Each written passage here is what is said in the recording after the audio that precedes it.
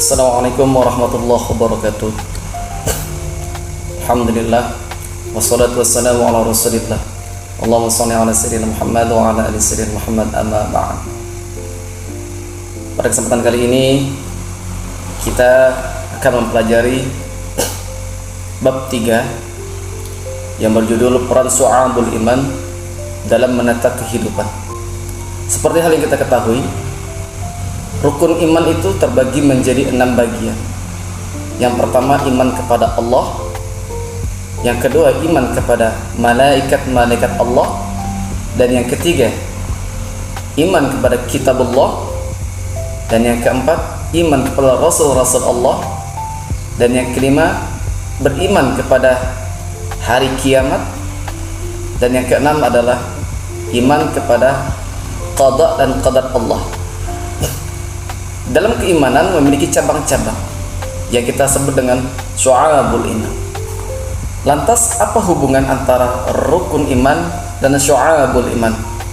Mari kita bahas materi selanjutnya. Pengertian dan dalil syu'abul iman. Syu'abul iman artinya adalah cabang-cabang iman yang meliputi ajaran-ajaran yang harus diamalkan manusia, yaitu tentang keimanan, ibadah, dan akhlak. Dalil tentang syu'abul iman. Bismillahirrahmanirrahim. An Abi Hurairah radhiyallahu an qala Rasulullah sallallahu alaihi wasallam, al-imanu bid'un wa sab'un aw bid'un wa sittuna syu'bah fa afdaluha qawluhu la ilaha illallah wa adnaha imatatul adza 'anit tariq wal haya'u syu'batun minal iman. Rawahul Bukhari. Yang artinya, dari Abu Hurairah radhiyallahu anhu berkata, Rasulullah sallallahu alaihi wasallam bersabda, iman memiliki 73 sampai 79 atau 63 sampai 69 cabang. Dan yang paling tinggi adalah kalimat la ilaha illallah. Sedang yang paling rendah adalah menyingkirkan gangguan dari jalan. Malu adalah bagian daripada iman. Nilai-nilai pendidikan dalam syu'abul iman. Nilai-nilai yang berkaitan dengan Allah dan nilai-nilai yang berkaitan dengan diri sendiri. Apa saja nilai-nilai yang berkaitan dengan Allah Subhanahu wa taala dan Rasulnya? Yang pertama adalah mengimani Allah Subhanahu wa taala. Yang kedua, mengimani Nabi dan Rasul. Dan yang ketiga, cinta kepada Allah Subhanahu wa taala. Yang keempat, takut akan azab Allah Subhanahu wa taala. Yang kelima, berharap nikmat Allah Subhanahu wa taala.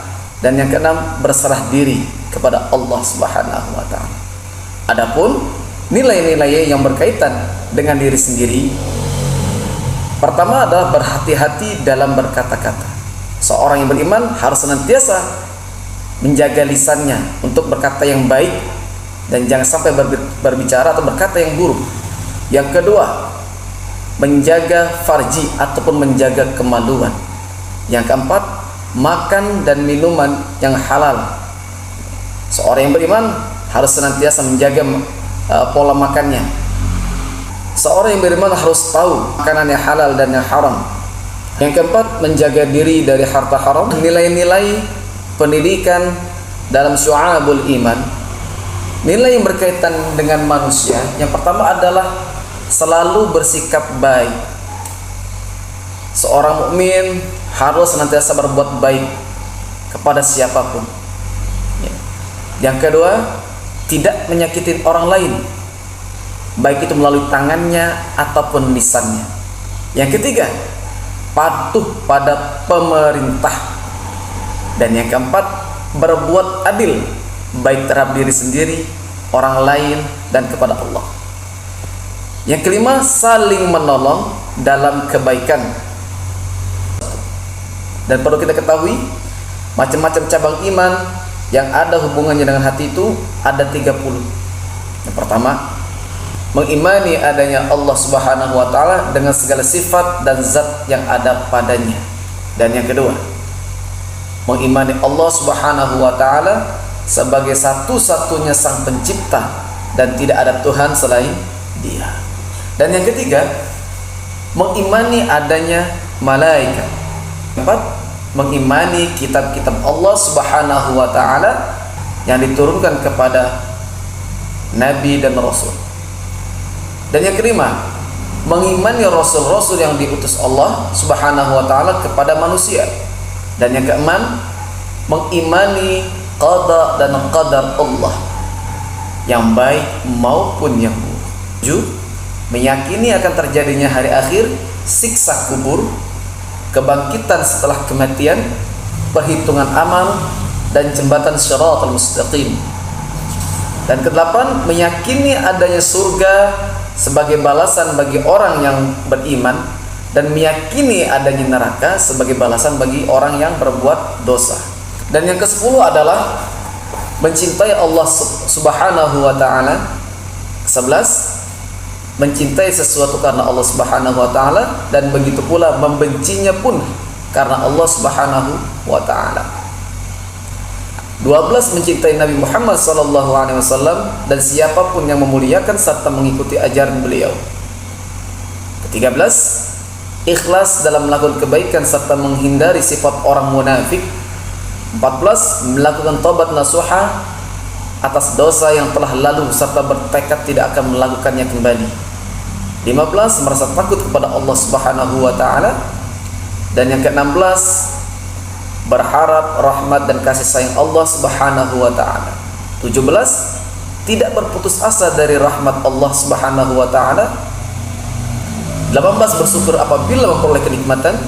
Dan yang 19, menjalankan amanah dengan sebaik-baiknya, bersikap sabar, rendah hati, dan hormat terhadap orang yang lebih tua, mengasihi dan menyayangi orang lain, ridha terhadap segala ketentuan Allah Subhanahu wa taala, berserah diri kepada Allah, menghindari sifat sombong, menjauhi sifat dengki dan iri hati, rasa malu, menahan diri untuk tidak marah, tidak melakukan penipuan, berprasangka jelek, dan tidak pernah berencana untuk berbuat jahat kepada orang lain. Dan yang terakhir adalah menjauhkan diri dari mencintai segala sesuatu yang bersifat keduniawian. Adapun cabang iman yang berhubungan dengan lisan, yaitu mengucapkan kalimat-kalimat yang baik ataupun kalimat thayyibah. Yang kedua adalah melafalkan ayat-ayat Al-Quran. Yang ketiga, mempelajari ilmu pengetahuan. 4, memanjatkan doa kepada Allah Subhanahu wa ta'ala. Dan yang kelima, melafalkan bacaan zikir, salah satunya adalah istighfar, sebagai ungkapan permohonan ampun kepada Allah Subhanahu wa ta'ala. Dan yang keenam, bertutur kata yang baik. Adapun yang ketiga, yakni cabang iman yang berhubungan dengan anggota tubuh. Di antaranya adalah menjaga kebersihan, baik kebersihan tubuh, kebersihan pakaian, maupun tempat tinggal. Dan yang kedua adalah melaksanakan sholat. Melaksanakan sholat adalah cabang iman yang berhubungan dengan anggota tubuh, baik itu dikira sholat fardu maupun sholat sunnah. Yang ketiga, memberi sedekah kepada orang yang membutuhkan. Yang keempat, melaksanakan puasa wajib maupun puasa sunnah. Dan yang kelima, menunaikan haji jika mampu. Dan yang keenam, melakukan i'tikaf untuk mendekatkan diri kepada Allah Subhanahu wa ta'ala. Dan yang ketujuh, memenuhi nazar dan menyempurnakannya. Dan yang kedelapan, memenuhi sumpah dan menyempurnakannya. Dan 9, memenuhi kafarat apabila melanggar perintah Allah Subhanahu wa ta'ala dan menyempurnakannya. Yang ke-10, menjaga anggota tubuh yang termasuk aurat dengan menutupinya, tidak hanya pada saat melaksanakan sholat, tetapi juga saat sedang tidak sholat pun harus kita jaga. 11, menjalankan ibadah kurban dan memperhatikan hewan kurban dengan baik agar sesuai dengan ketentuan yang ditetapkan. Yang ke-12, mengurus orang yang sudah meninggal sesuai syariat. Yang ke-13, membayar hutang. 14, meluruskan muamalah dan menjauhi perbuatan riba. Yang selanjutnya adalah memberi kesaksian atas sesuatu masalah dengan jujur dan adil, menikah sebagai langkah agar terhindar dari perbuatan yang haram. Adapun manfaat mempelajari syu'abul iman diantaranya adalah semakin mengokohkan keyakinan terhadap rukun iman. Yang kedua adalah memiliki komitmen yang tinggi terhadap rukun Islam. Dan yang ketiga adalah memiliki akhlak mulia, diantaranya sikap disiplin, jujur, dan bertanggung jawab. Setelah kita mempelajari mengenai syu'abul iman, hendaklah kita senantiasa membiasakan sikap. Yang pertama adalah sikap disiplin, sikap jujur, dan sikap bertanggung jawab. Bagaimana cara membiasakan sikap disiplin? Yang pertama adalah segera memulai kedisiplinan dari diri sendiri. Dimulai dari hal-hal yang kecil. Yang ketiga adalah menguatkan niat untuk disiplin dalam beraktivitas. Yang keempat, menentukan target dan tujuan yang akan dicapai. Dan yang kelima, fokus pada target dan tujuan. Cara membiasakan sikap jujur, yang pertama adalah menjadikan nilai-nilai jujur sebagai prinsip hidup. Yang kedua, bertekad menghindari kebohongan, pemalsuan, dan penipuan. Dan yang ketiga, menunaikan tugas dengan integritas tinggi. Dan yang keempat, berkomitmen untuk selalu jujur dalam berintegrasi dengan sesama. Yang kelima, meningkatkan kualitas diri. Dan yang keenam, mencari cara untuk selalu jujur dan menjadi teladan dalam kejujuran. Dan yang terakhir adalah berlindung kepada Allah Subhanahu wa taala dari segala bahaya risiko berbuat jujur. Cara membiasakan sikap jujur, yang pertama adalah menjadikan nilai-nilai jujur sebagai prinsip hidup. Yang kedua, bertekad menghindari kebohongan, pemalsuan, dan penipuan. Dan yang ketiga, menunaikan tugas dengan integritas tinggi. Dan yang keempat, berkomitmen untuk selalu jujur dalam berintegrasi dengan sesama. Yang kelima, meningkatkan kualitas diri. Dan yang keenam, mencari cara untuk selalu jujur dan menjadi teladan dalam kejujuran. Dan yang terakhir adalah berlindung kepada Allah Subhanahu wa taala dari segala bahaya risiko berbuat jujur.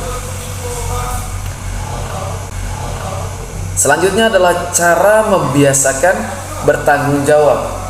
Pertama adalah ingat bahwa setiap perbuatan akan dimintai pertanggungjawaban kelak. Yang kedua, segera menyelesaikan tugas, tidak menunda-nunda. Yang ketiga, menjadikan konsisten sebagai prinsip hidup. Materi cukup sampai di sini.